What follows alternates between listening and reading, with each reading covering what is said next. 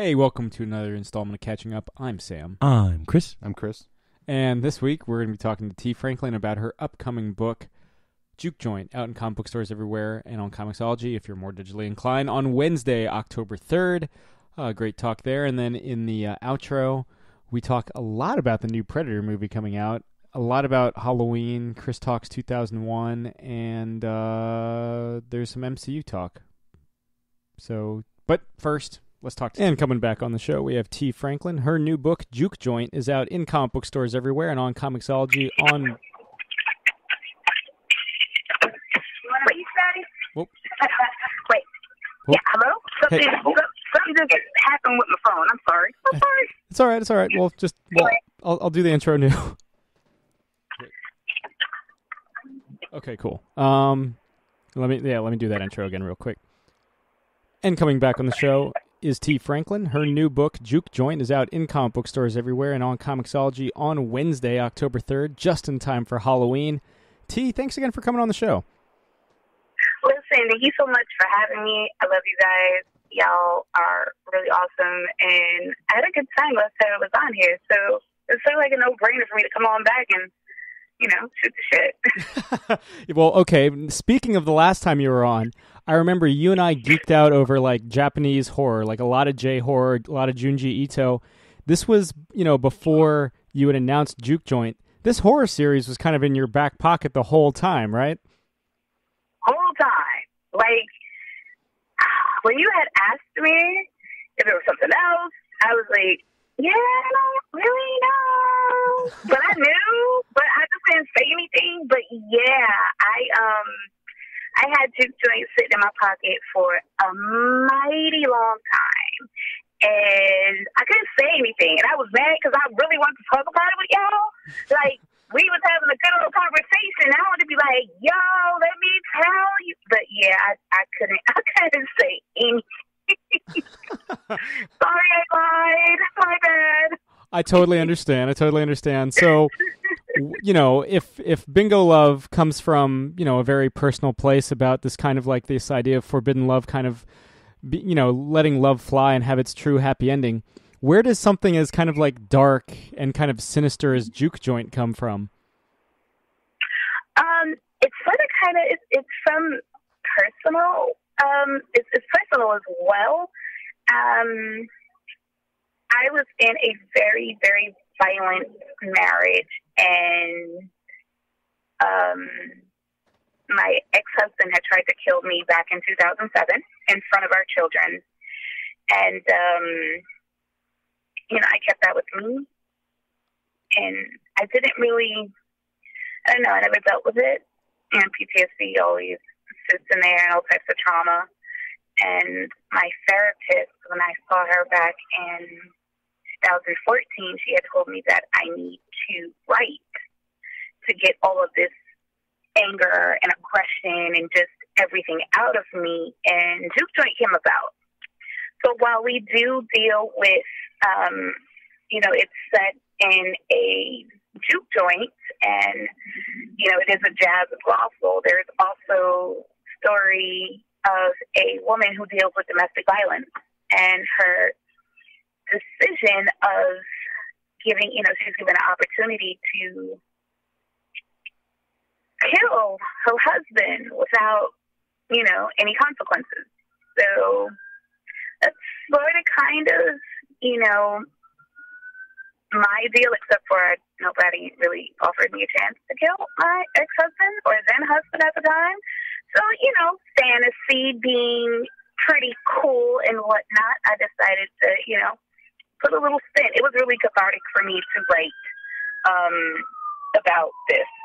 So, yeah. Yeah. So, I mean, with this story, it definitely kind of has that kind of revenge yarn itch, but we're seeing a lot of, it's never that clean, though. I mean, it's, and from Jump, there is kind of like that bloody release, right? You really do kind of catch the readers from Jump within the opening pages, and it just, would you say a lot of your influence comes from J-horror or like the 70s kind of like grindhouse revenge flicks? Yes, to both. hell yeah. I love the the Grindhouse VR movies. They're always awesome to me. But yeah, a lot of the Japanese horror has always been something that, from the last time we spoke was really, this is one of my favorite things, really. I don't know. I mean, even when I was a kid, I was into horror. I was reading the hard book cover of It when I was 12 years old, reading it in 2 days. Like, I needed horror in my life. I don't know why, but it was something about horror that just reached out to me as a kid, and it's never gone away at all. And you had previously written, you had done a special story in the pages of Nailbiter, so you definitely have that kind of pedigree. You definitely have that experience. And how does it feel to kind of lean a little more supernatural? Because, I mean, Nailbiter, for all intents and purposes, is like a slasher, right? Whereas this, you've kind of got this is like a coven, and you've set it like in the most haunted city in America, in New Orleans and all that. How does it kind of feel to lean a little more supernatural this time around? It was really weird and different. I love anything with horror. I love, the vampires, the werewolves, of course, the zombies. That was always something that, again, it just really interested me, like, big time.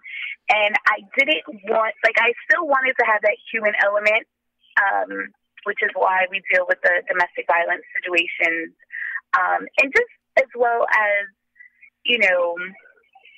men not obeying simple rules like keep your hands to yourself and respect people.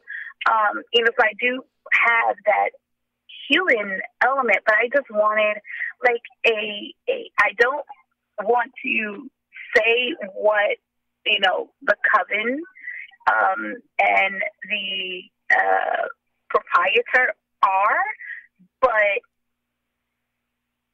it's hard to talk without spoilers, man. Bingo Love was okay because Bingo Love was sort of kind of out-ish. So I could talk about it. This one is really hard. This is my first series. Mm-hmm. So it's I don't know what to say or what not to say. I don't want to give it away. Sure. But the supernatural, I don't know. I love witches, and being set in New Orleans, and voodoo, and Madame Marie Laveau. I did a lot of research when it came to voodoo and voodoo goddesses and priestesses. It was really cool. I was in New Orleans back in July. I think it was July or June. I don't know. But this summer, I was in New Orleans, and I was doing all types of voodoo tours and ghost tours and doing all types of research and just enjoying New Orleans and that culture there. It was really, really eye-opening. A lot of it is in the book that will be out. I can't say any much more because I have a blabbermouth and I will spill all the beans and then nobody's gonna want to read it. So yeah. Let me shift to a little more innocuous tangent. I ask this to everybody that writes horror that comes on the show. I have to ask, who's your favorite slasher?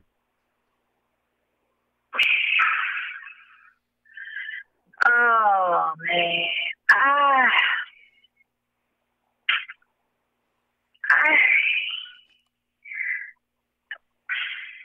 I feel like I'm about to lose a bunch of my street cred or whatever. I don't. Okay. So I am not a Jason fan, right? Sure. And I'm not a Michael fan. I mean, I don't really like them. I don't know. Would Freddy be a slasher? Freddy's kind of a slasher-ish. He's got the knife hands, yeah. So yeah, So I guess we'd say Freddy, maybe? I don't know. But then you got the Texas Chainsaw, the Texas Chainsaw Massacre. That was pretty cool. Gross, bloody. So, they're that whole franchise. Yeah, I mean, I would argue that, and this is maybe me losing my street cred. I would argue that there's no good Friday the 13th movies, and there's only one good Halloween movie, and that's the first Halloween, right? Yes. So, I feel that way. Same thing with Freddy. Like, I love Freddy. I'll always watch his movies, but that first one, nothing is touching that, man. Yeah. I mean, after that, he just kind of becomes like self-parody, right? So. Yeah. Which is kind of like a bummer, but I like Dream Warriors as much as the next guy, though. So, like you mentioned, this is your first series. How did it kind of feel to kind of like change up the writing pace, to have those to write to a 20-page cliffhanger, across 5 issues and that sort of thing? Was that kind of an interesting challenge coming off a full-on graphic novel? I had actually wrote Jook Joint back in 2015. Oh, wow. Yeah, it took a minute for this book to come to pass. Yeah, I wrote this back in 2015. I want to say mid-2015, I believe. I wrote this. Mm-hmm. Yeah. So it was really, this was the second or third thing that I wrote. So this was second thing, because this was right after Nailbiter was when I wrote this. So it was a really new. This whole writing 20 pages was new to me. Period. Because I had just wrote 4 pages. I didn't do anything else.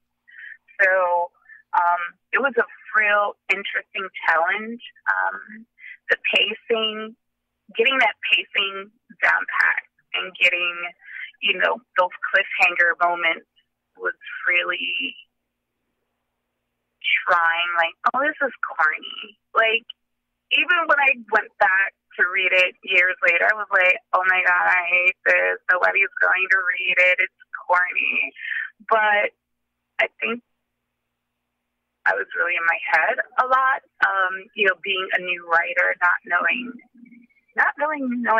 much of anything. So going to it after a good 3 years was really, it wasn't that bad. Like I really thought it was, but it definitely needed a lot of work to make it flow much more better. The editor, Brendan Wright, is phenomenal, and he's done work for Hellboy and a lot of other horror series. So his input was really wise, and it was a huge challenge for sure, because again, that was like the second thing I ever written, so professionally anyway. So yeah, it was hard. For sure. Well, 20 pages is a lot. Well, especially, yeah, I mean, that makes it even more ambitious, because here I thought, I was like, oh, you totally, just based on release order, you totally wrote Bingo Love first, and that's like 90 pages, and then you went in and did like 5 20-page things. No, it's like, no, you went from like 4 pages to like 5 20-page things. Yeah. Yeah, and I want to say I wrote that within like 2 months. Damn. Yeah, if I'm not mistaken, it was like word vomit. Like, for whatever reason, I don't know why, but when I do sit down and write, it's like I see the words and I'm trying to catch up by typing all the words out that I see. I don't know. Well, I think it sounds weird saying that out loud. But you kind of explained it earlier, right? Because both of these, both this and Bingo Love came from a very personal place. So it's like, was it Lennon? The words kind of flow like water from a paper cup. You're putting yourself onto the page, which at the one time makes you feel very like vulnerable, but at the same time there is that kind of like therapeutic release to it all at the same time. Yeah, exactly. Look at you. I like that. Oh yeah. I mean, I can't take credit for Beatles lyrics, but I can try. I love it, man. So how did you I'm trying to remember the name of your collaborator on this one. It's Alitha Ramirez? Alitha Martinez. Yeah. Yes, Alitha Martinez. She is a badass. She's the artist on World of Wakanda, the Black Panther series. She's done Batgirl and a lot of Archie work and Superb. Is it Superb? I don't know. One of the Lion Forge books. I can't remember the name of. I want to say it's Superb, but I could be wrong. But yeah, Alitha Martinez is badass. Her, yeah. Listen. Every time I get a page, I'm completely blown away. Yeah. Because she just took my boring black and white ass words and turned it into this thing of beauty. And I'm like, how? I watched her one time do some sketches right in front of me. We had a little impromptu meeting, and she was sketching out the layout of the Coven Cave, and I was so in awe. I was like, what the hell is what is this?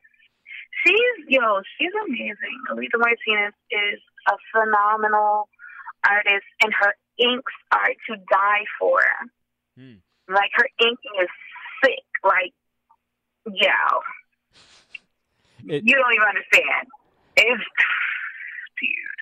Well, it adds a whole level of this kind of like anything, like all the shadows kind of can hold like their own sinister secrets with that kind of like moodiness that she brings to the whole thing. Yes. And I was wondering, like, one, how did that like collaboration kind of come about, and two, once you've like seen her, like, seen her art bring your words to life, did that change? Did you revisit the scripts and kind of write more to her strengths once you knew what you were working with in that capacity too? Okay, so we had ran into each other at Chicago C2E2. Yeah. And I had asked her if she was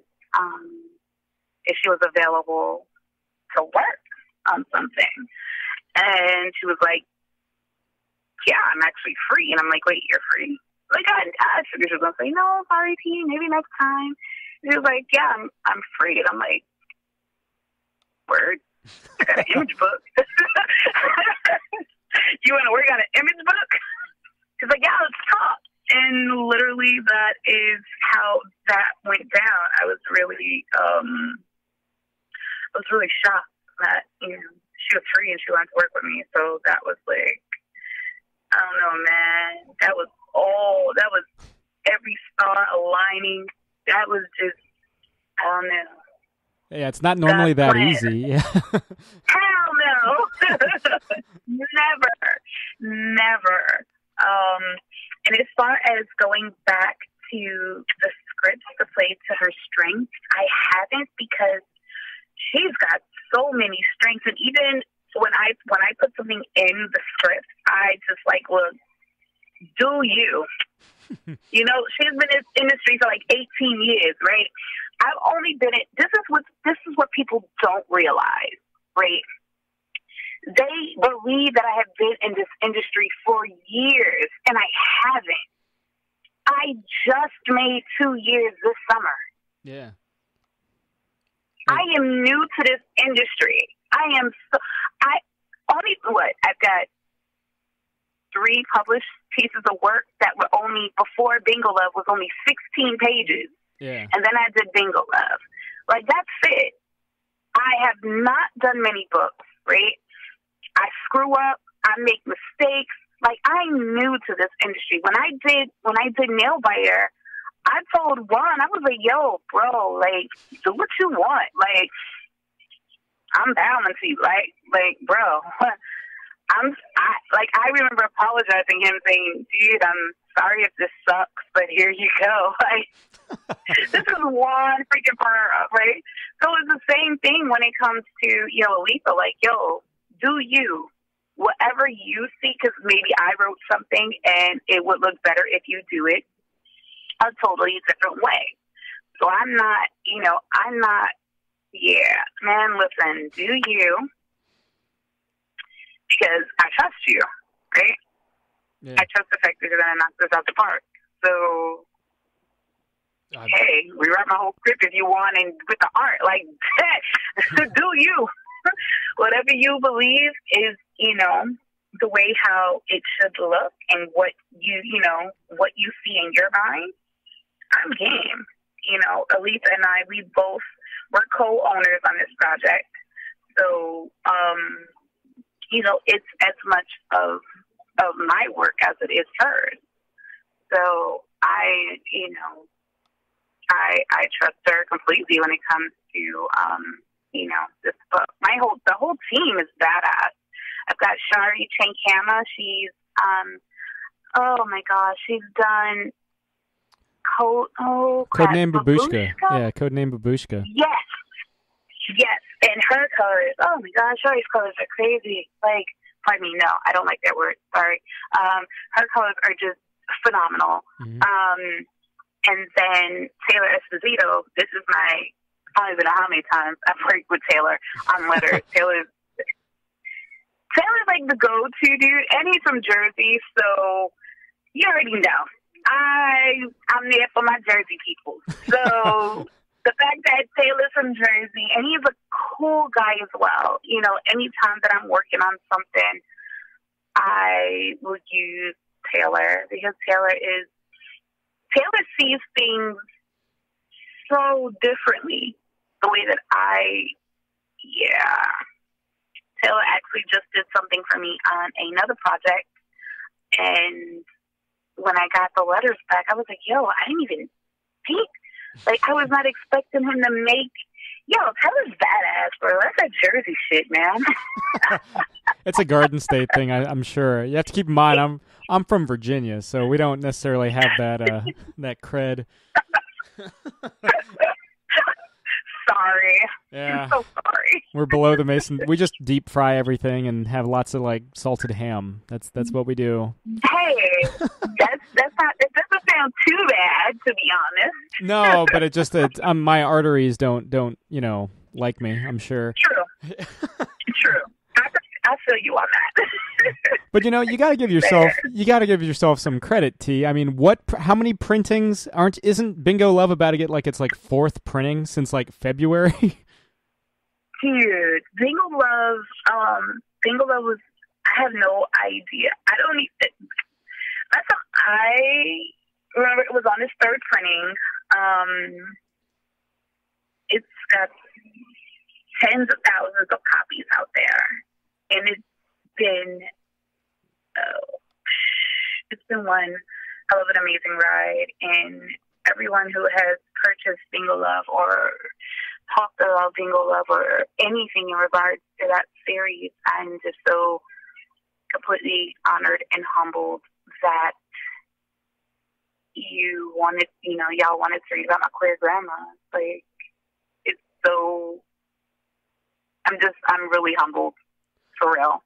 The new Bingo Love book will be out in November of this year. It's got an extra, 80 pages, 70-something pages, something like that. Yeah.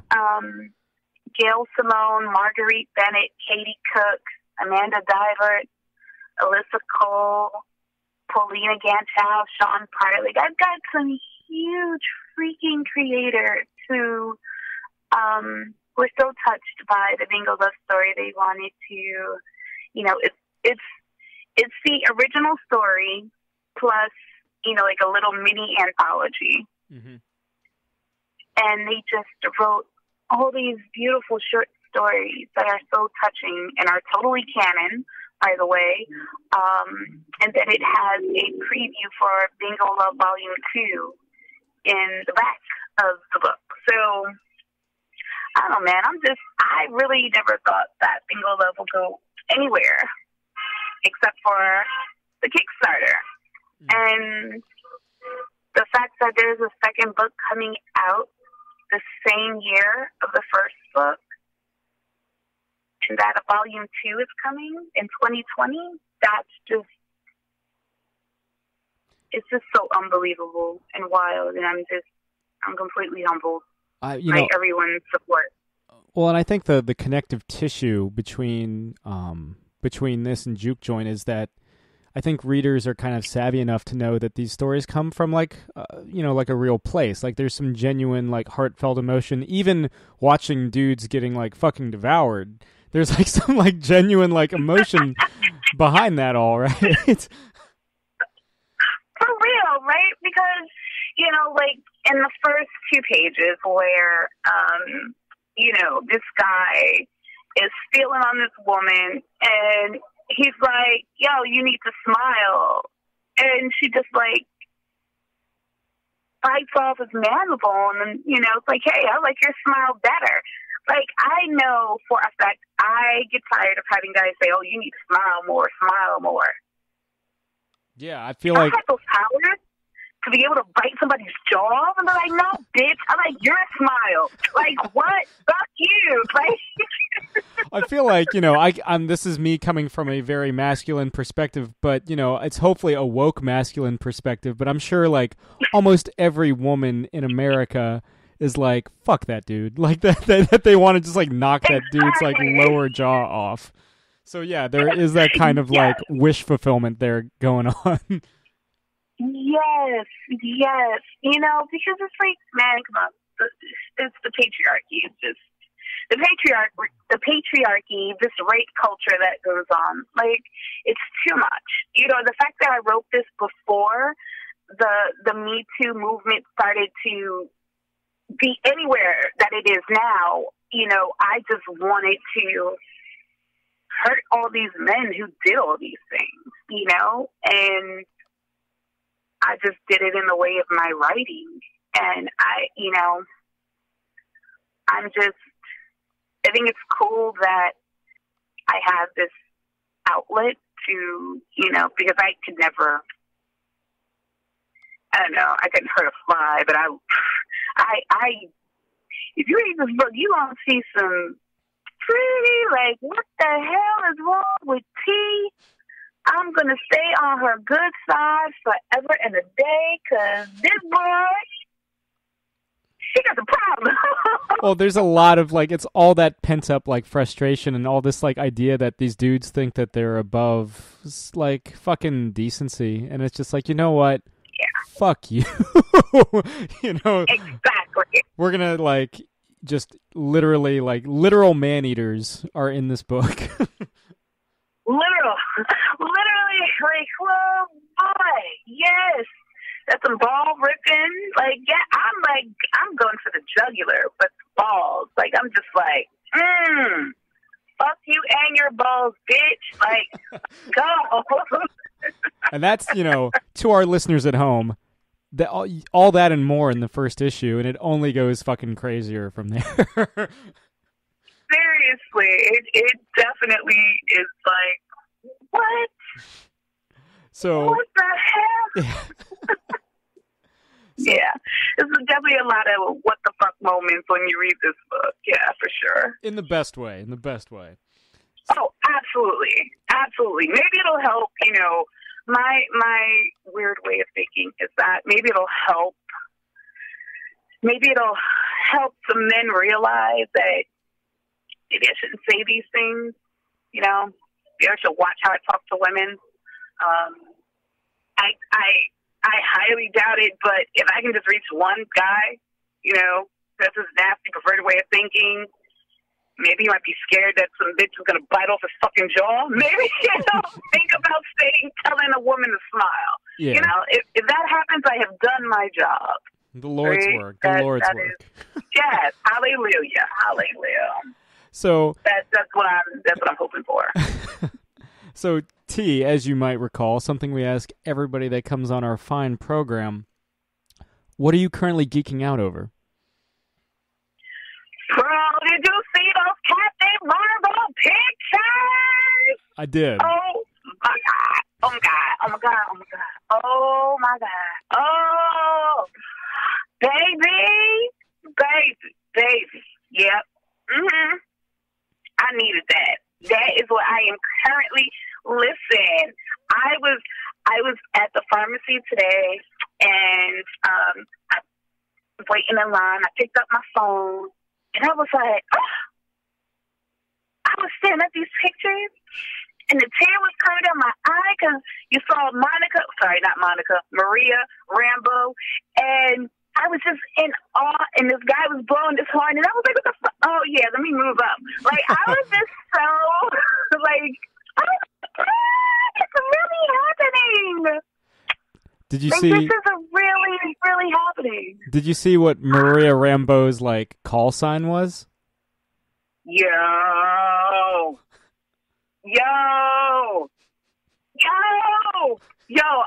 this is what I'm geeking out over. Like, I know it just turned September, but I'm going to need March to hurry the hell up, okay? Because we got some things to do. You know, I don't want to be too greedy because we got the pictures, but I'm like, can we get a trailer?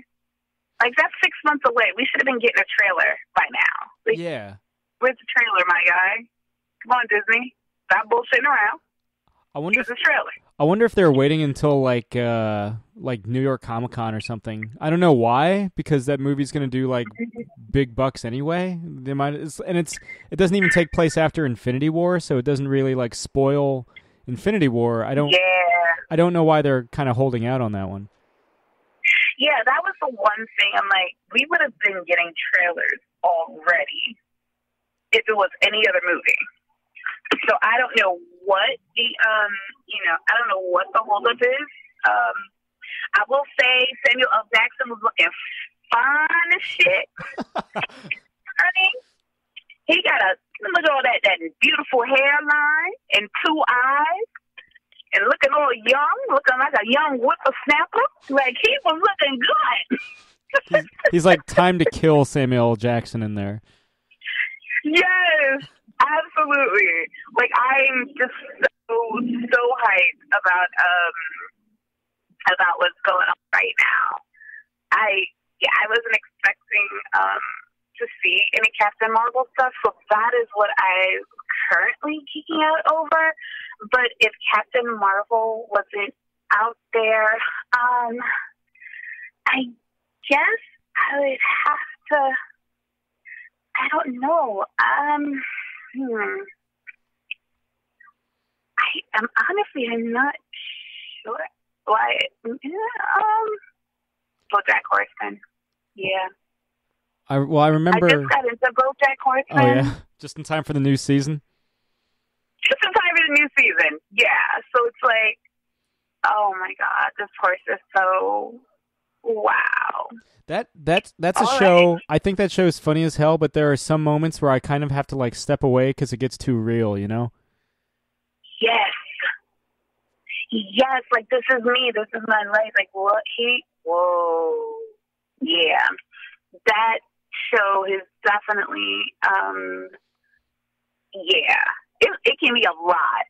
It's like, I need to have a therapy session after watching some of these episodes, because I'm like, this is bringing up a lot of feelings that I was not ready for. Yeah. It's a good show. Yeah. It's a really good show. I was not expecting that. No, I remember when I saw the premise, I just kind of like wrote it off for like months. Like, I put it off for months. I was like, it's not for me. And then like somebody finally like sat me down and I watched it. I was like, oh, this is actually really good. And there are episodes of this that just fuck me up. Real.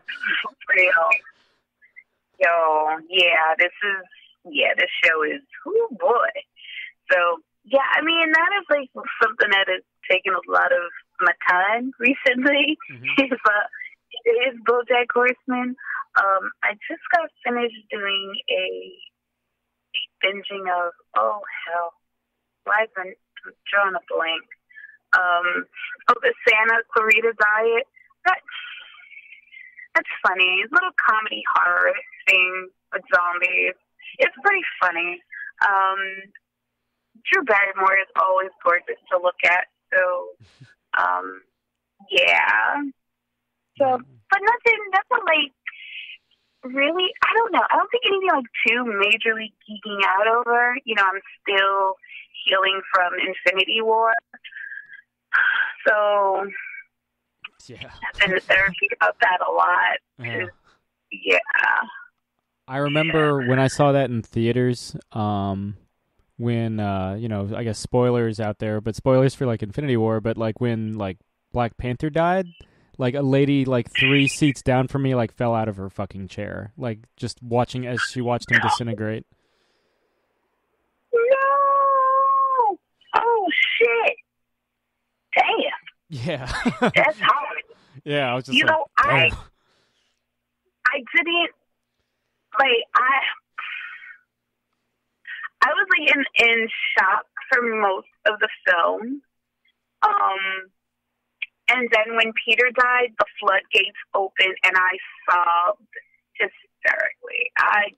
It was uncontrollable sobbing, and like the snot was running. Like shit got real. I was like, it was so bad. My daughter was like, "Are you serious?" And I'm like, "It's me." Like, he's a kid. He just wants to play video games. Like, dude, yeah, man. I'm tearing up just thinking about it right now, bro. Oh, that was the most emotional moment, yeah. It really was. But before I return you to the wilds of New Jersey, though, T, is there anything else that that you can tease or that you'd like to plug without necessarily giving the game away? I know we almost got you last time to give away Jook Joint before it was announced. Y'all really almost got me then. Like seriously, I will say that there are 2 covers for the first issue of Jook Joint. One is by Alitha, and the other one is by Deadpool's Mike Hawthorne. And the proceeds of Mike Hawthorne's cover goes to Law and Order SVU's Olivia Benson. Her name is Mariska Hargitay. She has a foundation called the Joyful Heart Foundation. It helps with domestic violence victims as well as the backlog of rape kits. And the proceeds of that cover goes to her charity. So if you do want to support Jook Joint, I would seriously implore you to grab that cover. I wanted to use my platform to, like I mentioned earlier, I am a domestic violence survivor. And me and my kids, after that happened with my then husband, we were homeless. We had no food. We had nowhere to go. It was bad. It was really rough for us. And if it wasn't for charities who helped put food in, our bellies and give us money so we can get a place to live, a room to live, like, I don't know where, I have no idea where we would be right now. So I want to use my platform and give back to those because I know how hard it is to not be able to leave your abuser. And, even though this, it is a supernatural fantasy story, 1 in 3 men and 1 in 4 women suffer from domestic violence. And that's a lot. Yeah. That's a lot. And not many can get up the courage to even leave. So having foundations like Joyful Heart, having opportunities to help those who are, that all they want to do is survive. I think it's really important. So if you are listening and you do want to support Jook Joint, if you can get the Mike Hawthorne cover, that would be really great, because folks need help, and it's hard to leave, and it's also hard to ask for help. So, and yeah, it'll be a solid. Yeah, and we'll be sure to include links to Joyful Heart on the page for this episode as well. And Thank you. And thanks for sharing the story, though, T. I mean, like I said, both these stories come from a very personal place, and given the, for lack of a better term, inspiration for Jook Joint, it deals with a lot darker subject matter, but hopefully it has that empowerment angle as well.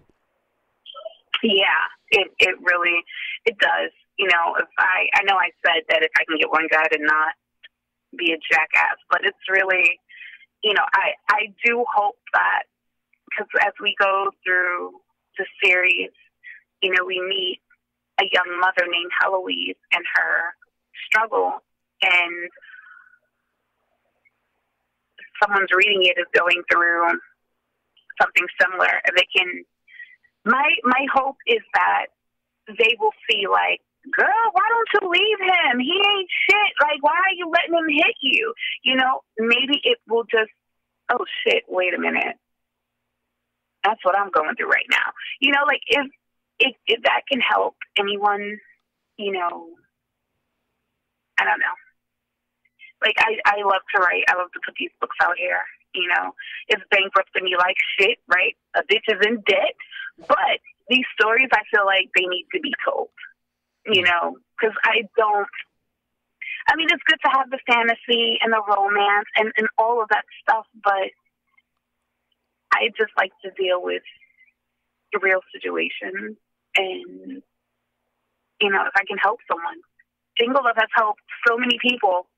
I've had grandmas come out to me. I've had so many people come out to me. A little girl, Unit 7, came out to me. Like, this book is touching lives. So if Jook Joint can do the same, even though it is a supernatural horror book, if it can help someone leave their situation, I'd be so grateful, because no one deserves to be beaten by someone who, quote unquote, loves them. Yeah. Yeah, no, absolutely. Well, again, out in comic book stores everywhere and on Comixology on Wednesday, October 10th. Keep an eye out for that variant cover with all proceeds going to Joyful Heart. And check the link on our website to go directly to the charity's page. T, thanks again for coming on. Thank you so much. Bingo Love, November 13th, 7th, something. and Jook Joint, October 3rd. Thank you so much for having me, Sam. Always good talking to T.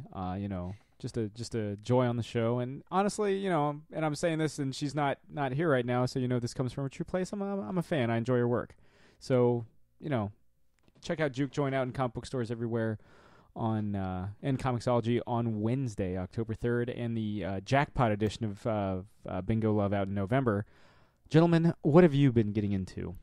I've been getting into the fact that there's 3 shoes over here.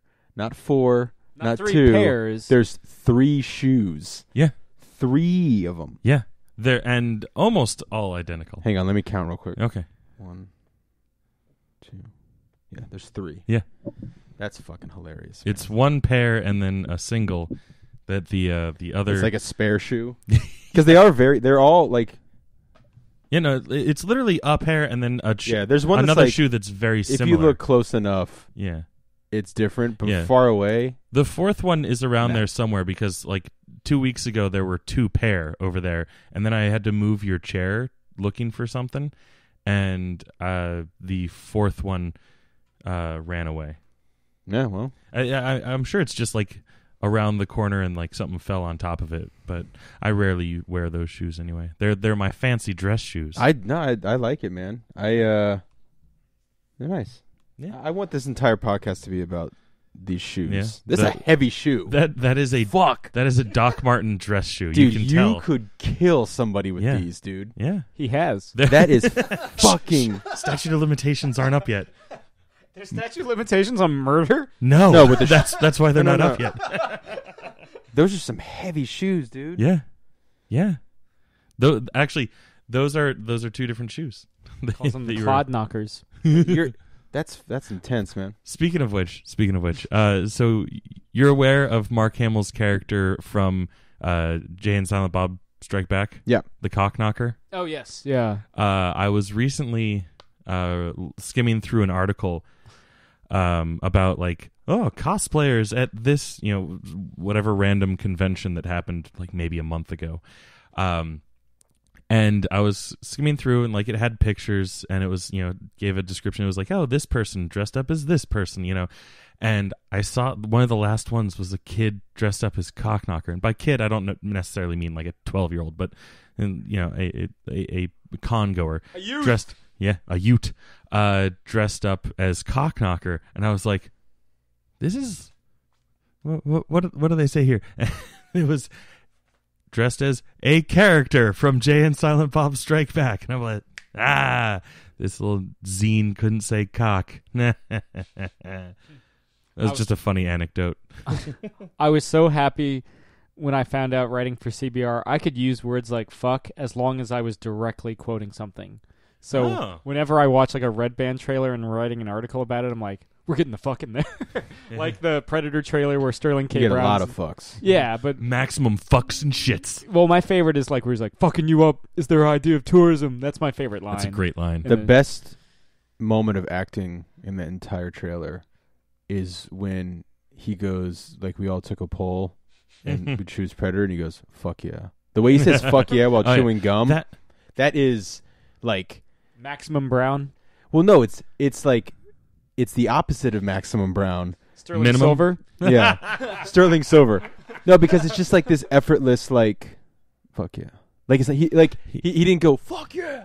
Like he's like fuck yeah. He's one of the main characters, or I guess main guest stars of one of my favorite all-time episodes of Brooklyn Nine-Nine. Oh. He plays a suspect who's in the interrogation room, and Jake Peralta spends the entire episode trying to get him to confess, and like just the repartee. What? That's not even close to how you pronounce it. It doesn't matter. The repartee. It was an interesting combination of repertoire and repartee. Yeah, that was wrong on both counts. But yeah, no, just the back and forth. I'll just say that. Yeah, was amazing, and the kind of just like the deadpan deliveries that he has for some of the things was beautiful. And also that movie that he was in with Bautista. Hotel Artemis. Yes. So good. Go watch that. It should be out on DVD soon. Very soon. Very soon. Yeah. Very good. I don't know. What should we talk about? I don't know. Other than the shoes? I don't know. Those shoes are fucking heavy. That's man. what we got into this week. I can't get over. Do you want to try them on? No, because my feet are gross. And tiny. And tiny. I have tiny ass feet, dude. Tiny. Whereas I have big ass fucking feet. If you know what I'm saying. I'm right down the middle. Tiny feet. Give me them tiny feet. Tiny feet. Is that your like Marky Mark and the Funky Bunch? My DJ name is Tiny Foot. DJ Tiny Foot. DJ Tiny Foot. Ladies. TF. Look out. Tiny feet. There was another trailer that came out. Howard. Hello. Hello. Have you ever heard Halloween Part 2? Yeah. It is awful. Yeah. Isn't that what you guys were just singing? No, that was the Misfits Halloween, not the Misfits Halloween Part 2. I guess it's all the same. Since it is the exact same in both parts, I guess. Hey, our motto is it doesn't matter. None of this matters. None of it matters. I'm not making any money from this. Yeah. None of us are. It's costing me. Let's see. Just cost me my life. I'm not done talking about the Predator trailer. Yeah, no, you can keep talking about the Predator. Man Explodes. Yeah, Man Explodes. But there's I love the team. Thomas Jane. They hadn't shown him in footage for like the longest time. Yeah, really, yeah. For the longest time. That's right. William Joel. And Who also doesn't show up. he could be in it. He could. With his crazy eyes. The helicopter pilot, he turns around, he's like, I don't know what a fly is. Yeah. Fucking googly eyes. Scenes from an Italian memory or a restaurant. Yeah. Scenes from an Italian memory. Yeah. That was a combination of scenes from a memory and scenes from an Italian restaurant. Yeah, just fucking super complex. Just all Billy the Joel. scenes. Cadillac.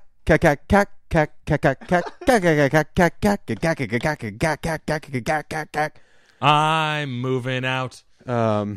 In 1424 time. 2 time signatures at the same time. Go. He could do it.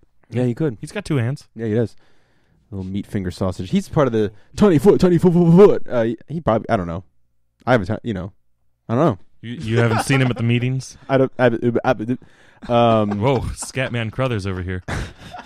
Hong Kong Phooey? No, there's like Would some. you have preferred Scatman John? No. Yeah. Oh. There's some parts in the Predator trailer I really like, but I'm keeping to myself. Oh. Yeah, you guys will watch. This guy's crazier than we are. I like when when the Predators stab. Mm. I like when the Predators stab. That's my favorite part, Stab. when they just stab. They stab. And like they really love flicking their hair in this one. Fucking little. Yeah. Probably they love that shit. because it's I mean, I think actually like individual like dreads on it, whereas think like I feel like in previous movies they were a little bit more part of the mask. No, not that I say it. It's been there since Jump, but that's like the hand, Knife fingers? yeah. Well, like the way that they move the hands is Peter Hall. Is it Peter Hall who played the original Predator? Yeah. Jean-Claude Van Damme. Rest in peace. He kind of was the one who created all of that. Yeah, I got it, but he didn't. He's the one who created the movements, that they follow. Much like Nick Castle. Nick Castle? Yeah, you got it right. Nick Castle. His son. Does he have a son? Sure. Frank? Is his name Frank? Because what else? Anyway, much like Nick Castle does in Halloween, which is to say walk and tilt his head. But hey, man. That Respect launched an an entire subgenre. Franchise. Yeah. The new Halloween trailer looks really good.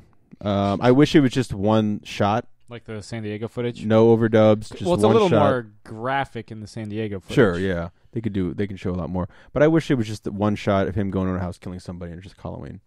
There's Just really the nothing continuous, more. Yeah. Just one take. Well, in the San Diego footage, it was, right? You see him go house to house. Like, the shot in the trailer of him killing, like, it cuts multiple times in the latest trailer. The shot of him walking into the garage, grabbing the hammer, walks into a house, kills her, drops the hammer, grabs a knife, goes to the next house, stabs a woman up against her window. That's all one take. I was unaware. Yeah, that's exciting. Because I don't watch con footage. I had. It was a CBR Well, piece. yeah. I figured. We're just gonna we're gonna have to develop like a little like like a gesture. It's just like, oh, okay, yeah. Sam wrote a CBR article. He writes like 1,000 a day. So I'm the go-to guy for the Predator and Halloween. Ah. So all these are a few of my favorite things. When the dog bites, when the bee stings. I at one point knew that entire song because I had to sing it for elementary school course. Jake, Halloween trailer. I too if I could find like an official post of it, I would love to watch that like one take thing. And you will on October 19th. When the movie comes out? That's fine. I can wait. I can wait to see it in a proper gigantic screen. Yeah, because I just don't like cell phone footage. Well, it hates you. Good. Good. Fucking despises your shit. Mm. I don't know. What's your favorite color? Blue. Blue? Green. Green and red. Nice. Yeah. Which is like Predator vision. Oh. Shit. They've updated it a little bit, which is cool. Yeah. What do you think of the new design on the traditional, not the Ultimate Predator? Because I know you're not big on the big dick predator.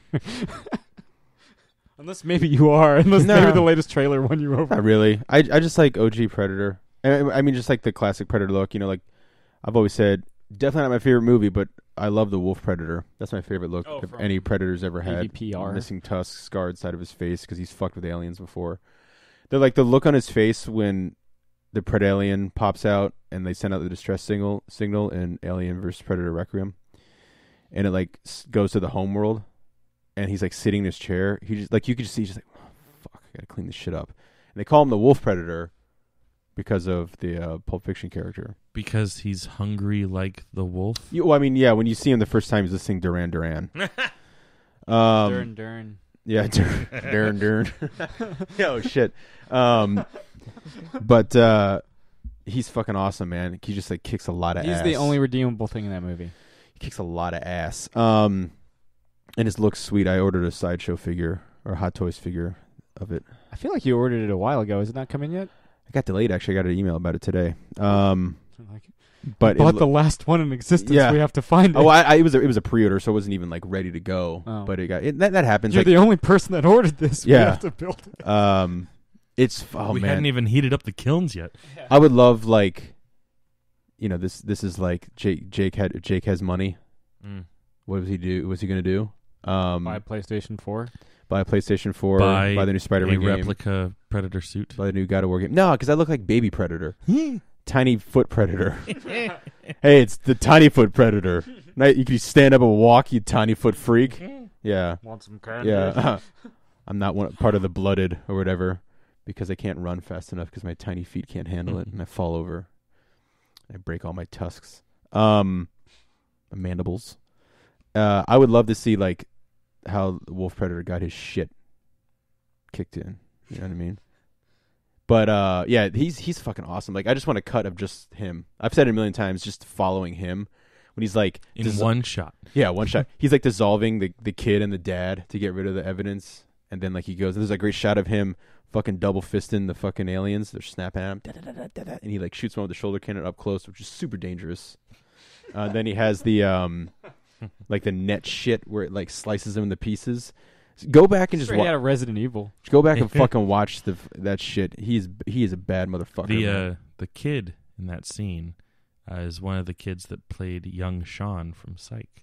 Oh, the little kid. Yeah, and if I remember correctly, my favorite young Sean too. That's the thing about that movie, though, right? AVPR is like so mean spirited.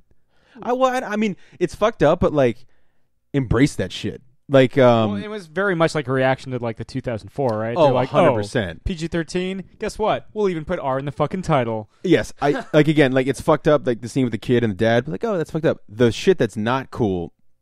Pregnant woman. That's so fucking like unnecessary in that movie. I'm with you on that, brother. For real. Brother, I will put you down. Yeah, but.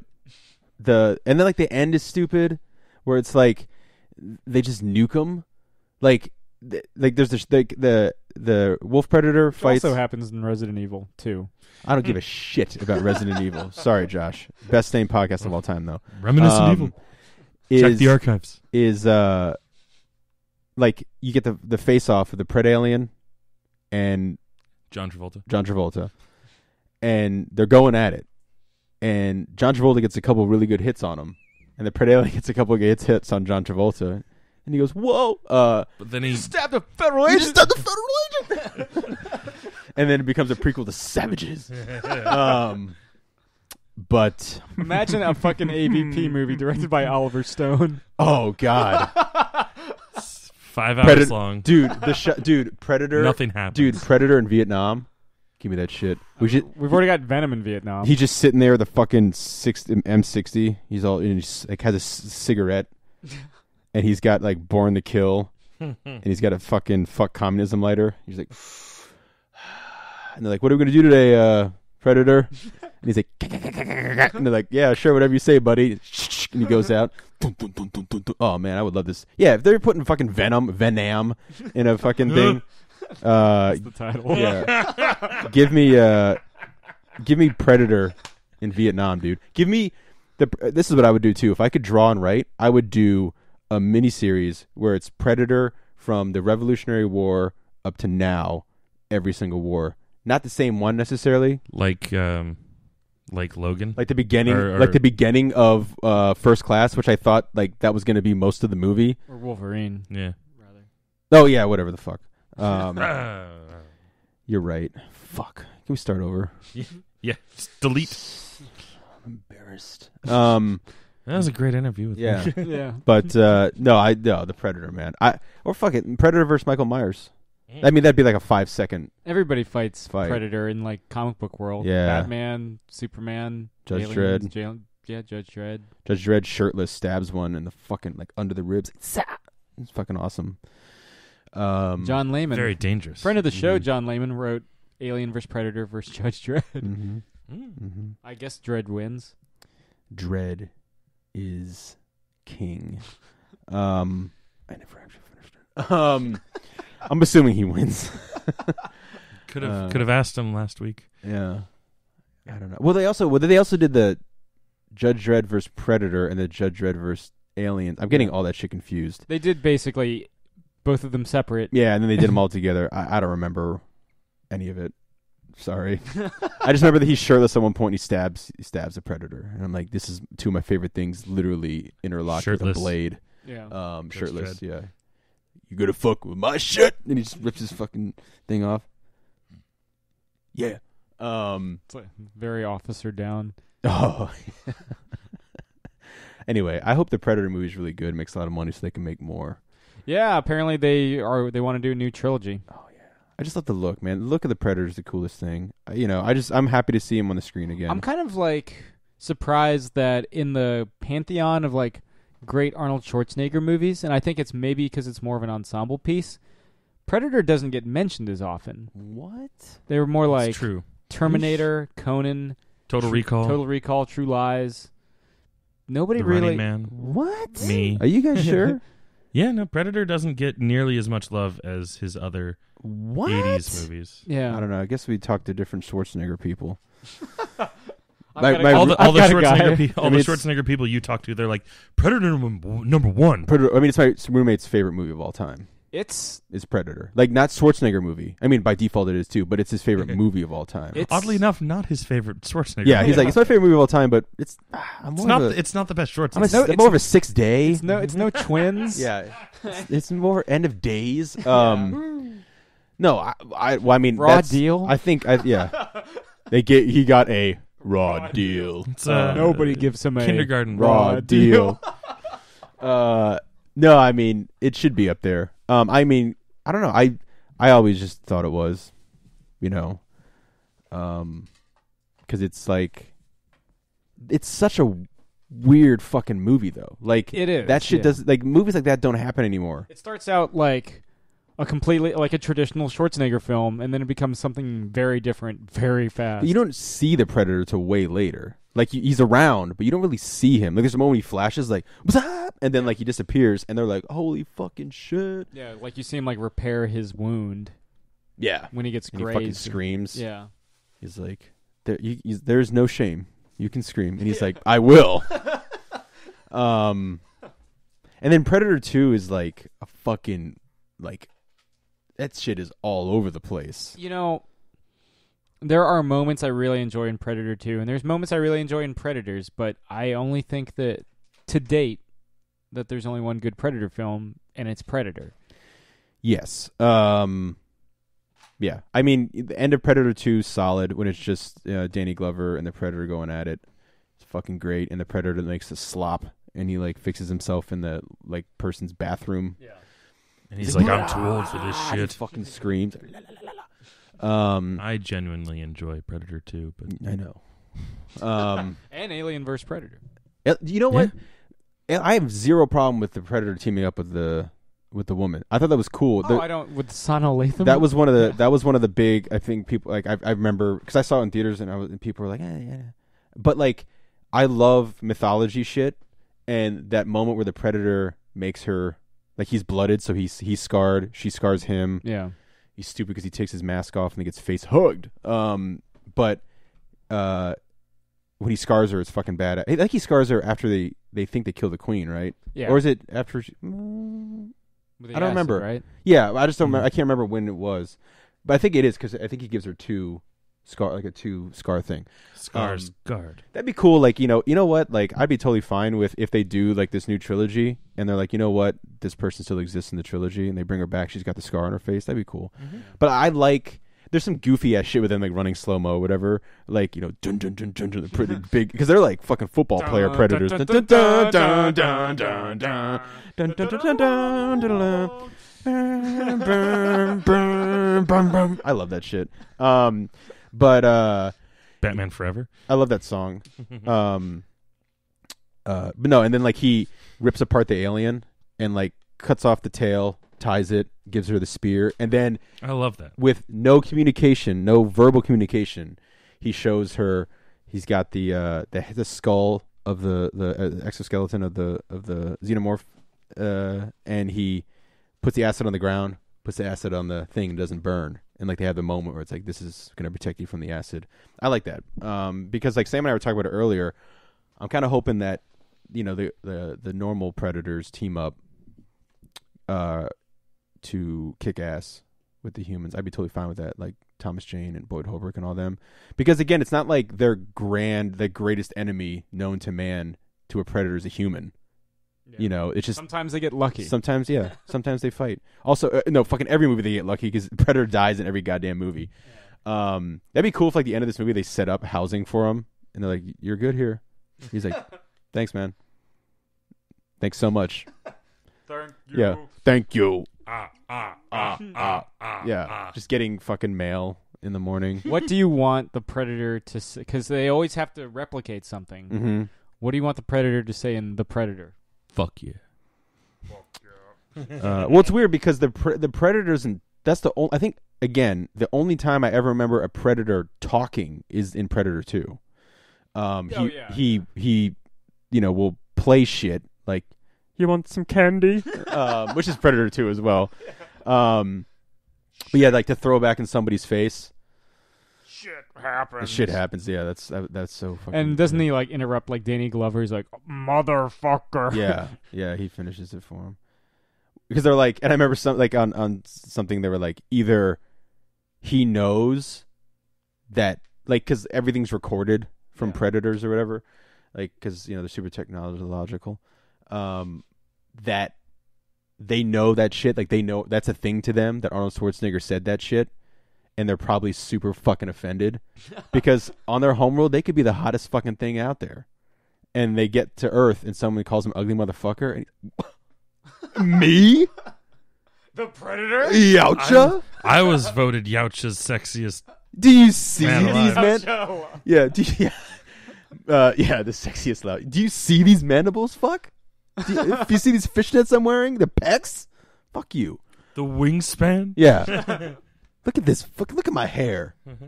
Look at my fucking hair. But yeah, I don't know. It'll be something fuck related, I'm sure. Yeah. Because it usually is. Yeah. Or something totally out of place. Also, isn't Jacob Tremblay in this movie? Yeah, he's the one that summons them to Earth. And we haven't seen anything since the first trailer. I think they figured that wasn't the direction, or they were like, maybe let's not have that be the marketing focus. Yeah, because the trailers have kind of gone on this like crazy arc where like again, Chris and I talked about this earlier. I'm going to see the Predator no matter what. I'm going to see Halloween no matter what. No trailer is going to sway me one way or other. Yeah, but I have enjoyed the growth of the Predator trailers. Yeah, like the last trailer is fucking great. Like it looks just batshit insane. It looks like a lot of fun. Yeah, it looks like a lot of fun. It's fucking crazy. A lot of predators fucking hopping all over the place. Kicking ass, fucking around the house. Predators fucking around the house. Then my dad would walk out. Ugh. Well, your dad is not the target audience. Is your dad going to see the new Halloween? He couldn't stand the first one because he fucks in the trailer. He fucks around in 2 houses, 3 houses, maybe even 4 houses, maybe even 5 or 6. I count at least 4 because it's Hammer Time, the calls from inside the house, and babysitter chick, and then Will Patton presumably getting his throat super slit. Was it Will Patton or was it the other dude that gets his throat super slit in the leaked footage? Spoilers for... I've never seen the leak footage. Oh, but how'd you know about the jack-o'-lantern face? Someone wrote about it. Oh. So that was the first time you actually saw jack-o'-lantern face? I've seen the super detailed toy Of the... of the jack-o'-lantern face. Maybe that was it. That's right, because they had it at San Diego. Mm-hmm. I was like, oh. He makes a jack-o'-lantern face. Actually, he was sitting there saying, ha, ha, ha, ha. Favorite holiday is Halloween. Is it Halloween 5 where he basically is like taken care of by the old man until like the next Halloween? He's like, cool, and like kills him. It's like, it's my day. Yeah, if I remember correctly. Yeah, that's it. Pizza rolls are ready. Good. I I didn't have pizza rolls until I was a grown man. Jesus Christ. I was born in the pizza rolls. You merely adopted it. We just never had them. Well, I mean that makes sense that you never would have had them. I mean, if they were sitting there on the fucking table, and you're like, "Can I have a pizza roll?" No. Fuck you and your pizza rolls. Yeah, it wasn't until college where I was like, you know what I never had growing up? Totino's pizza rolls. Yeah, I don't think I ate too many pizza rolls growing up. I remember one time my brother and I, like, we got our I had pizza bagels. Yeah, Yeah, I had classic. pizza Because bagel. when pizza's on a bagel, you can eat pizza anytime. Yeah. My brother and I got to rent a movie from Blockbuster when we were like way younger, and we picked Phone Booth with Colin Farrell. And Whoa, way younger. I was working at Blockbuster when that came out. yeah, 2001 release. Yeah. Well, that's fucking 17 years ago. Shit. And so I was like, I want pizza rolls. So my mom got like pizza rolls, and she got like the ones with like peppers and shit inside of it, and it fucking ruined the whole night. I'm still pissed about it. I bit into it, and I was like, oh, Jesus. You just ruined. I could have. Every night you curse your mother. Phone Booth could have been fucking spectacular, and I'll never know it. Isn't Kiefer Sutherland the voice? Actually, yes, I know. He is the voice of the Phone Booth. Yeah. In the credits, Kiefer Sutherland, Phone Booth. The Phone Booth. Kiefer Saloon. Southern Loon. Sailor Moon. Sailor Moon. Southern Loon. He's also the voice of the Predator in The Predator. Can't wait. There was also a series of commercials early on in his career where he played the role of Donald Sutherland's voice because he would undercut Donald Sutherland's his father, Donald. Yeah. He would undercut his price, so they would be like, "Oh, well, this guy does a pretty good Donald Sutherland impression. Let's just get him." It's his son. There you go. Hey, I'm gonna ask everybody. Let's make a promise this upcoming week. If you stub your toe or you hurt your slam your hand in the car door or like hurt yourself on accident, you got to go, "Youcha." So please do that. Well, I just won't stub my toe. Dude, does anyone plan to stub their toe? Yeah. Motherfuckers. Well, we've Don't learned kink something shame today. people, Jake. That's all I do. Mm. I'm the kink shamer. www. Kinksman. Yeah, Kingsman 2. The Golden Circle. The Golden Circle. Ooh, baby. So yeah, just give a little youcha, Youcha. Put a little Yautja in your life. Yeah, give youcha a chance, man. All we're saying is give Yautja a chance. I'm on toe, very far down. So Bagism. bagism, tagism, ragism. Yeah. So, anything about the Halloween trailer? I mean, it's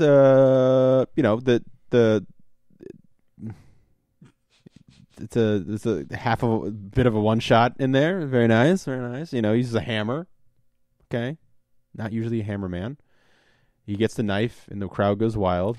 He is an opportunist, though. Yeah, he's like, I'll use the tools God gave me. I will use a shotgun. Yeah, because he doesn't know how to shoot a gun. Yes, Father, I will become a shotgun. How many times does he get shot at the end of the first movie? The end of the first movie? Like, Yes, the end of the first movie. yeah. Because he gets shot a shitload. Like, I know, but it's just funny. I was like, how many times did he get shot at the end of the first movie? The first movie?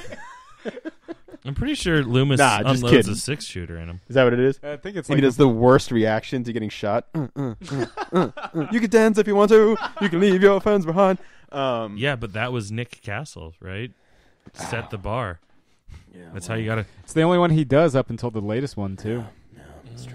Because it's Dick Warlock in 2. I knew that, but it's like fucking hilarious, dude. Get on this Dick Warlock. Oh, Dick Warlock. when he's filling out legal forms, it's Warlock Dick. Dick Warlock. Yeah. Here. Oh shit. Dick Warlock. Is Richard Warlock here? I go by Dick. He takes a It's Dick. Yeah. It's just like, yo, just imagine him in like first grade. Yeah, Richard Warlock. Dick Warlock. Present. Dick Warlock. I prefer Dick. Yeah. Me too. Dick Warlock played the Shape. Yes. Dick Warlock. How terrible is the mask in parts 3 through 6 and H2O? Well, H2O, you like see I the don't know. eyes so fucking much. I don't know how bad the mask is in part 3. Oh shit! I said Boom. No, sorry. Uh, I mean, all of the masks are pretty bad. Bad. 4 might be the worst. 4 is real bad. That's the one where he's like Koopa Troopa from like Super Mario Bros. Right, where he's got like no neck. Yeah. Yeah. Why'd you fuck with me? Fuck with you. I'm the fucking feel varsity captain. I'll fuck with you, I man. feel like it's really bad in Resurrection. Oh, Resurrection, it's super detailed. Like crazy, Yeah, unnecessary the detail. more- like the more- cheekbones. The more details on the mask, the less I like it. It's the shape. Yeah. They Not got the it right face. the first time. The shape, not the detail. Yeah. The second one is like weird, kind of weird too, but it's fine. Compared to what comes next. Of course, yeah. Yeah. But yeah, 4 it's real bad. No, the hair really throws me off. Like half the time, like I don't know. The every time they do a new mask, they do a new wig, and like it gets progressively worse with the mask as well. Yeah. Like this new one, like it just looks like he's using the same mask that he was using, so that's why it's raggedy and shitty looking. Whereas like the other movies, half the time it looks like a brand new mask, even though he's been doing this for years. Yeah. I mean, I 20 guess years, if I may, since H2O. 20. Yeah, they missed opportunity not calling this one H4O. yeah. Oh, is it 40 years? Yeah. Oh, shit, it is. That's fucking insane. It'd be interesting to see, like, I think it was Jake that said that we have lived to see Halloween get rebooted, like, I guess technically like 3-ish times now. I think 3-ish. Cinemassacre did a thing where it's like there's like the amount of different timelines going on in Halloween is staggering. What Culture talked about it for a brief moment. It was part of a listicle video that they did on just movie series with convoluted timelines. Yeah. Yeah. It's out there. It'll be cool to see their rationale or what happened to Michael post getting shot, falling off a balcony and disappearing, because now we don't know. He was being treated by a blind man in a cave, a la Frankenstein. And then he's in that weird sanitarium with like the checkerboard floor, like where all the outdoor yard is like the red and white. I like that visual. That's great. Yeah. It's a great visual. It seems very impractical, Yeah. which is why he gets out. He's going home. Sanitarium. Yeah. Oh shit. Huh? Sanitarium. Leave me the fuck alone. Awesome. No, it looks good. I'm excited. I'm excited for it. It'll be good. I got to see 2001: A Space Odyssey in a theater. One of my favorite movies of all time. Yes. And I've been one of our earliest episodes. We were talking about trying to go up to the Silver Spring theater to see it, and none of us were able to make it. So when I saw that on the docket at the Alamo, I was like, fuck yeah. And like it was literally like yeah, it was literally like I looked down at my watch and I was like, it starts in an hour. I need to get the fuck over there. Like I didn't even tell anyone, so they could join in the festivities. I was like, no one's gonna be able to make it. Deuces. Just drove. But it was beautiful. I got there early enough that I was able to stop by the bar. One of the bartenders that likes me a lot was working, so he gave me a strong drink, which was nice. And then got to eat a delicious dinner, because it is the Alamo. And save for the fact that sitting almost right next to me was a father and son, who the son was way too young to be watching such a convoluted movie. We're talking throughout the whole movie, the kid mostly being like, what's going on? What? Why is that happening? What's this? You didn't use your scorecard? I did, but I did one time, and I was like, hey, this dad's talking like through the whole movie so far. And like they came up and talked to him, and they were still talking, and I was like, I get it. No one else is complaining. Fine, whatever. It's okay. They died in a forest later with face huggers. Good. And got dissolved. They got dissolved by wolf predator. But father and son, dad and lad, with notwithstanding Dad and lad. Yeah, The notwithstanding. greatest comedy duo of all time. It's Dad and Lad. When I was a kid, there was a camping trip called Dad and Lad, where you and your father go out camping in this thing. And then there was also a complimentary retreat called Mom and Me, which we never did because my mom doesn't like camping. Anyway. I guess it didn't rhyme. Yeah. If it would have rhymed. It alliterated. Some bitch. What's the winner, though? What's better, rhyming or alliteration? Rhyming. Yeah. Well, then, Anyway. step off. Suck it. Motherfucker. But more like dad and sad. That's too real. Oh, shit. Because my dad snores real bad. So does mine. Mine too. Also, It's so a does Sam. dad So thing. does Sam Stone. Oh. So does Sam Stone. Let me tell you. Ba-ba-ba-ba. Anyway. I do. I swear to But, God, I've said it before. Like I was one of the You heard it here first, folks. one of the cons where we roomed together. San I Diego. thought he died. Like there was a moment where like I woke up and I heard like I'm not gonna do it because it'd be just hideous to hear on a microphone, and it was this sucking in, and there was no like breath out, and I literally like Michael Myers up. I was like this, like I did the You did the Undertaker? yeah, and I looked over, and I heard and he like released, and I was like, oh shit, thank God. I sit next to him while we're podcasting. He does that while he's awake. That's too. true. That's fair. That's fair. Well, that's more for the microphone's sake. But anyway, so dad and lad was standing. Yeah. It was a wonderful experience to get to see it in a theater on a giant screen, because it was at the fancy like theater A. Yes. The dick blow off sound. And yeah, no, it was beautiful. Yeah. Legit still one of my favorite movies of all time. It's a winner. Yep. It's a winner. And it was a 4K restoration too. So it's probably about the same as my Blu-ray over there, but like able to be thrown on a gigantic screen. I feel like the snoring has gotten better How would you know that? because Because it's not waking you up anymore, Jake. yeah. So whenever I room with Vernon, Mhm. it, Well, that's because he snores too. does he? Yeah. And also, young Master Sam, you have been hitting the gym. You've lost some weight, and that is a big contributing factor for snoring as well. I've lost a lot of weight, and I only snore when I'm drunk now. I don't know how you know that though. Cameras.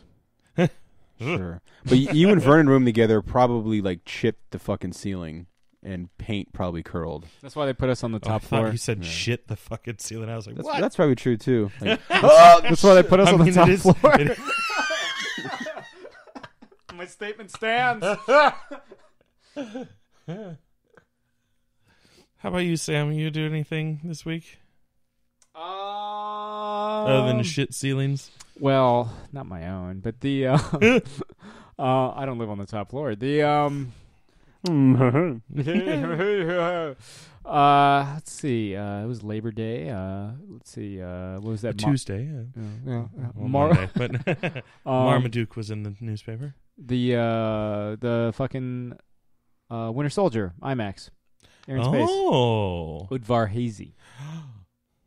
Also, it was like 3D IMAX, which I didn't know. I was just like, cool, IMAX. And they're like, no, it's the 3D IMAX. And I was like, fuck. Here are your glasses. Here's your suppository, sir. Yeah. Fuck. Fine. If you insist. No, Winter Soldier is still my favorite. It's so good. It's the fucking best of the MCUs. Oh, I can't remember. Speaking of the MCU, I can't remember if I mentioned it on mic, but a couple months ago, I had started a little like pet editing project with the MCU movies. Yes, yeah. A little project. Yeah. To catch up, everyone listening, if you don't know, a coworker came up with the idea like, oh, what if you could watch the entirety of the MCU like in chronological order, not just this movie goes here, this movie goes here, this movie goes here, but like this scene goes here, this scene goes here, this scene goes here. You got a lot of cross editing between the movies. I am mostly done with phase 2 now. I say mostly done because Adobe Premiere doesn't let you make a video file longer than 24 hours, and phase 1 and 2 combined are approximately like 26, maybe 28 hours. Another 28 hours. So you have to do part 1, part 2. I guess, but like that's going to really throw me off because the two movies in phase 2 that I have left, Ant-Man and Guardians 2, Guardians 1, have like intersplicing, like things happen in the 80s and stuff like that. So yeah, so like I still need to squeeze that stuff in, but I'm already out of time, so That's not counting any of the flashbacks from phase 3. Yeah, no, I haven't even touched phase 3 video yet. I might have to like just split them. That means you'll probably take out like Age of Ultron to accommodate all the other stuff. If I wanted to make it one file, I might just be like, here, and cut it, and then just have it be 2 separate files. I mean, when I finished phase 1, it was 12 hours long, and it took a day and a half to render. So, so I'm worried to see how long it takes to render phase 2, and if I ever do get around to doing phase 3, how long that'll take. I might. I would assume around 52 hours. Just for the first 2 phases. Yeah, and then like a week for phase 3. We just no longer judge it by hours at that point. By its cover. But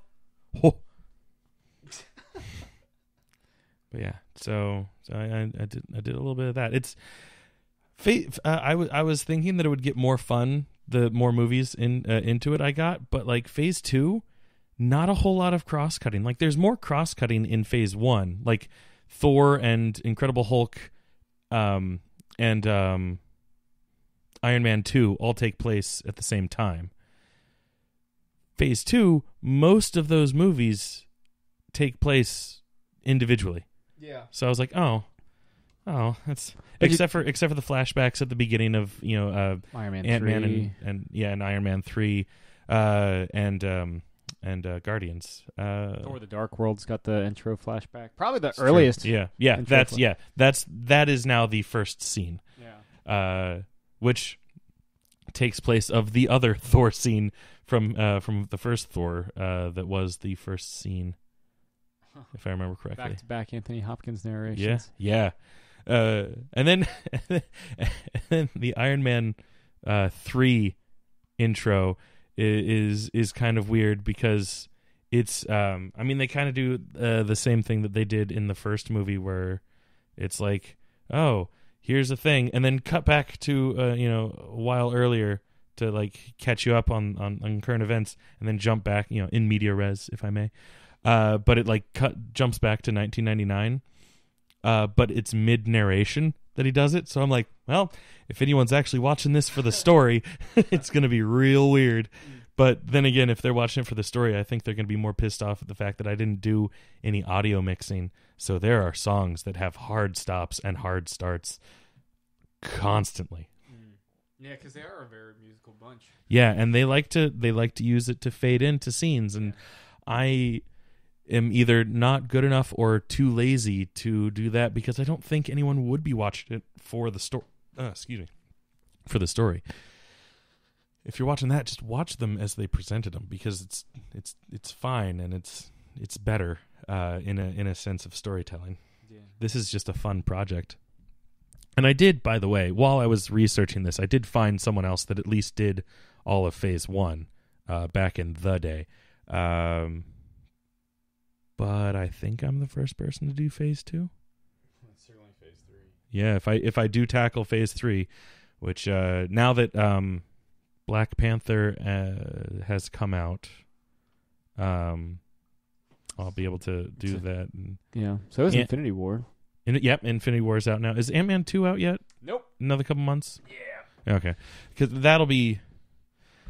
Well, and I would, I think they're aiming mid to late November for the home video release. Yeah, and then I got to throw in Captain Marvel once that comes out. That's just all 90s. Just plop. Yeah, that'll be easy. Yeah. That'll go somewhere in between Guardians 1 and Iron Man 3 intro scenes. yeah, basically. Yeah. Well, thanks again to T. Franklin for coming on our fine program. Jook Joint is out in comic book stores everywhere on Wednesday, October 3rd. This has been another installment of Catching Up. I'm Sam. I'm Chris. I'm Chris. Thank you very much. Good night, Eric Bana. This has been another Geek Out production. If you enjoyed what you heard, hey, we've got a special episode every Friday. Of course, there's the usual Catching Up show every Wednesday. And you get book club episodes just about every Tuesday these days. Thanks for listening.